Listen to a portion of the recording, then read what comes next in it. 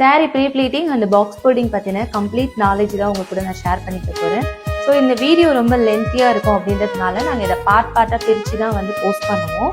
So நம்ம page இப்போ தான் ஃபஸ்ட் டைம் பார்க்குறீங்கன்னா ஃபாலோ பண்ணிக்கோங்க. இந்த பார்ட் 1 வீடியோவில் சாரீ ப்ரீ ப்ளீட்டிங் பண்ணுறதுக்கு என்னென்ன திங்ஸ்லாம் தேவைப்படும் அப்படின்ற லிஸ்ட்டு தான் நான் சொல்ல போகிறேன். ஸோ இந்த லிஸ்ட்டில் ஃபஸ்ட்டு பார்த்தீங்கன்னா சேஃப்டி பின் தான். இதில் வந்து சைஸஸ் இருக்குது. நான் யூஸ்ஃபுல்லாக பார்த்தீங்கன்னா 0, 1, 2 இந்த சைஸஸ் தான் யூஸ் பண்ணுறேன். அடுத்தது பார்த்தீங்கன்னா இந்த மாதிரி பால் பின்ஸ். இந்த பின் வந்து உங்களுக்கு சாரீ அயனிங் பண்ணும்போது தேவைப்படும். இன்கேஸ் இந்த மாதிரி உங்ககிட்ட இல்லைன்னா நீங்கள் நார்மல் சேஃப்டி பின்னே யூஸ் பண்ணிக்கலாம். அடுத்தது பார்த்தீங்கன்னா மெஷர்மெண்ட் டேப்பு.